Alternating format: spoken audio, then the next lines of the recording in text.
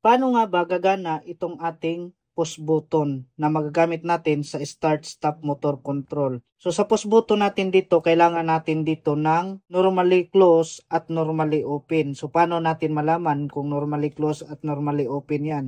Siyempre may tagging itong green, ang normally close may tagging itong red. Ibig sabihin yung stop, ang green start. So check natin gamit yung tester para malaman natin yan. So sa normally close natin, unahin natin to gamit tayo ng tester. Select natin sa resistance times 1 or times 10. Makita nyo dito, may continuity na tayo dito. May reading tayo makukuha. So check natin dito, unahin natin dito ang normally close. So ganito, mag-reading yung normally close natin. Yan, makita nyo, may continuity tayo, may reading tayo nakukuha. Ibig sabihin yan yung normally close. Dito naman tayo sa normally open. Check din natin yan. So makita nyo, wala tayong reading dito. Pag i-post natin to, yan, mag-reading na yan. Ibig sabihin, yan yung normally open ng push button. So magagamit natin to, kailangan kapag mag-wiring tayo ng start-stop motor control, so kailangan gagamit tayo dito ng normally close at normally open na push button.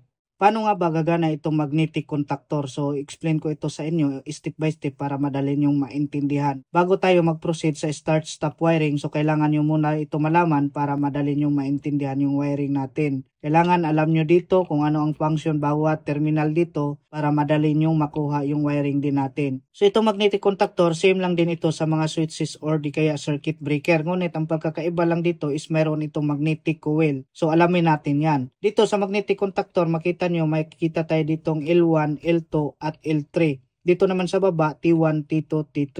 Hindi lang 3-phase ang ida natin dito na linya, pwede rin single phase. Kapag single phase, dito i-connect natin ang line 1, yung line 2 naman dito natin i-connect sa line 3. Dito pa rin yan lalabas sa T1, tapos yung line 2 natin dito i-connect sa T3. So single phase or 3-phase pwede dito. So dito yung diagram niya dito. So ito yung L1, L2, L3, tapos dito naman T1, T2, T3. So, ibig sabihin nito, kung galing ka sa circuit breaker, ito yung supply natin na 3-phase or single phase.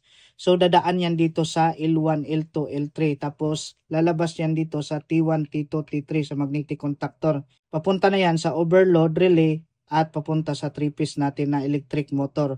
So, ibig sabihin nito, dito natin idaan yung linya natin dito na 220 volts, 330 volts, or di kaya 440 volts. Nakadepende kung ilan ang available natin na supply dito. So, ngayon, dito naman tayo sa E1 at E2. So, ito yung magnetic coil natin dito. Kung supplyan natin to ng 220 volts, so gagana na yung coil natin dito.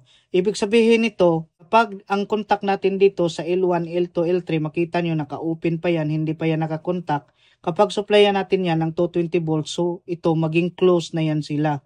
Yan, maging close na yung tatlo na yan.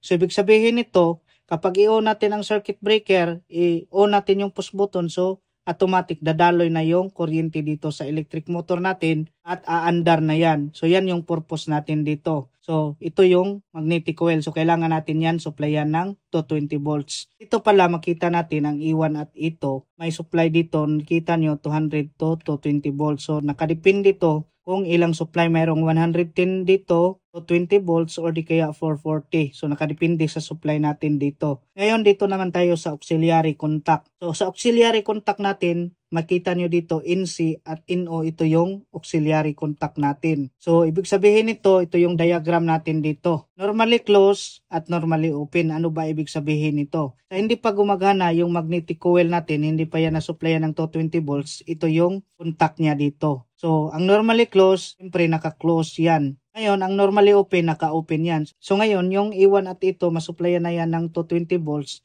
Itong normally open natin dito is maging close din yan. Sabay itong contact dito sa supply natin na line 1, line 2, line 3. Close din yan. Ito close din. So ngayon, sa dito sa normally close natin, maging open na yan dahil gumagana na yung E1 dito. So ibig sabihin nito, kapag hindi gumagana yung E1 natin at ito, hindi na supplyan, close pa yan. Ito naka-open.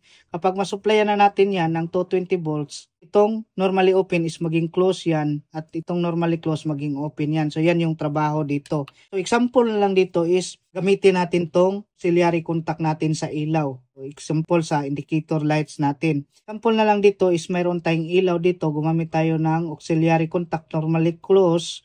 So dito sa ilaw. Ngayon, Kapag may supply na yan na 220 volts, siyempre iilaw yung bulb natin dito kasi naka-close yan. So ngayon, kapag gagana na yung contact natin dito na 220 volts, na supplyan na yung iwan at ito, so ito mag-open na yan dyan. Agad naman mamatay itong ilaw. Yan yung purpose niyan. Samantala, itong normally open natin na contact dito, pag masupplyan na yan ng 220 volts, maging close yan, so automatic iilaw na yan. So kapag hindi pa nasupplyan yan, siyempre naka-open pa yung contact natin dito, so siyempre hindi yan iilaw. Yan yung purpose natin dito. Magagamit natin to ang auxiliary contact, depende na lang sa atin kung anong gamitan natin. Ilaw ba o dito sa iwan at ito? So dyan na natin yan malaman kapag mag-start na tayo ng wiring ng start-stop motor control, di kaya forward reverse, Y delta, sequence, motor control. So nakadepende na lang kung ano ang install natin. Sa video natin ngayon, explain ko sa inyo itong overload, kung paano ba ito gagana at kung paano ito gagamitin. So may mga auxiliary contact dito, makikita nyo dito sa taas. So explain ko sa inyo ito step by step kung paano ito gamitin. Ang overload relay, protection ito sa ating electric motor kapag nagkaroon ng abnormality current. So automatic mag-trip off itong overload relay para hindi masunog yung electric motor. So itong overload relay natin is dito natin yan ikabit sa magnetic contactor dito. So tandem talaga tong dalawa na to. Dito papasok yung supply natin na single phase or 3 phase. Dito naman yan lalabas sa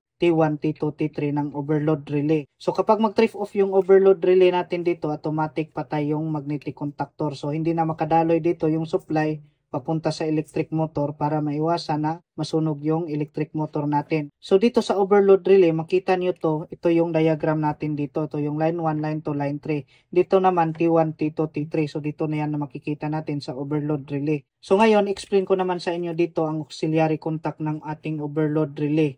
So sa auxiliary contact ng overload relay dito, mayroon tayo ditong normally close at normally open. Ang normally close, ito yung 95, 96. Normally open naman, 97, 98. So, paano ba ito gagana? So, ito yung explanation natin dito. Ang overload relay is mag-trip off din to. Sa hindi pa mag-trip off yung overload relay natin, so naka-close pang contact na yan, itong normally close. Ito, naka-open pa yan. Once na mag-trip off to, makita nyo yung pin dito, so tatago to dito, itong pin na to. So kapag nakatago na yan, ibig sabihin nag-trip off yung overload relay. So itong normally close natin is, ang contact nito is mag-open na yan dahil nag-trip off na yung overload relay. Tapos yung normally open natin dito is maging close na yan ang contact dahil nag-trip off yung overload relay. Kapag reset naman natin yan, automatic, balik naman yan sa dati. Close na yan, ito naman open. So mayroon tayong example dito para madali yung maintindihan kung saan talaga ito gagamitin. So ito yung example natin dito. Unahin muna natin dito ang normally close dito sa overload relay natin. So ito yung auxiliary contact natin na overload relay. So ang line 1 is dito dadaan yan sa auxiliary contact natin normally close. Ngayon ito yung coil ng magnetic contactor dito na E1 at E2. So dito dadaan yung line 1 sa overload relay bago pumasok dito sa E1. So itong close na to na contact, kapag mag-trip off to is maging open na yan. So hindi na makadalo yung line 1 dito sa magnetic coil. So automatic bibigay na yung magnetic coil. Mag-off na dito yung magnetic contactor natin. So hindi na makadaloy dito yung supply dahil bumigay na yung contact ng magnetic contactor natin. So yan yung trabaho dito ng normally close. Kailangan yung line 1 is dito dadaan sa normally close ng ating overload relay bago pumunta sa E1. So ngayon dito naman tayo sa normally open ng overload relay. Saan ba ito gagamitin? So magagamit natin to sa indicator lights natin. So example na lang dito. Ito yung indicator lights natin. So kapag mag-trip off si overload, so automatic iilaw tong indicator lights natin. So agad-agad natin yan malaman dahil iilaw to. So example, yung line 1 natin dito is dadaan dito. So hindi pa yan mag-on yung indicator lights natin dito dahil naka-open pa yan. So kapag mag-trip off to, agad mag-close to. So ilaw na yung indicator lights natin dito. So itong indicator lights natin dito, pwede rin natin to palitan ng alarm bell para kung sakaling mag-trip off yung overload, so mag-alarm, so agad-agad natin ito ma-reset itong overload relay para magpatuloy ang running ng ating electric motor. So ngayon, dito naman tayo sa pihita na to. Makikita nyo, nakadepende sa ampere dito kung ilang iset natin dito. So example, yung current ng electric motor natin is nasa 7. So iset lang natin dito sa number 8 or di kaya number 10. Para kung lalagpas dito ang current sa number 8 or number 10, so automatic mag-trip off na yung overload natin. So yan yung purpose dito. Kailangan malaman natin kung ilan ang current ng electric motor para ma-set natin dito kung ilang ampere ang isetting natin. Para kung lalagpas dito is automatic mag-trip off na yung overload natin dito.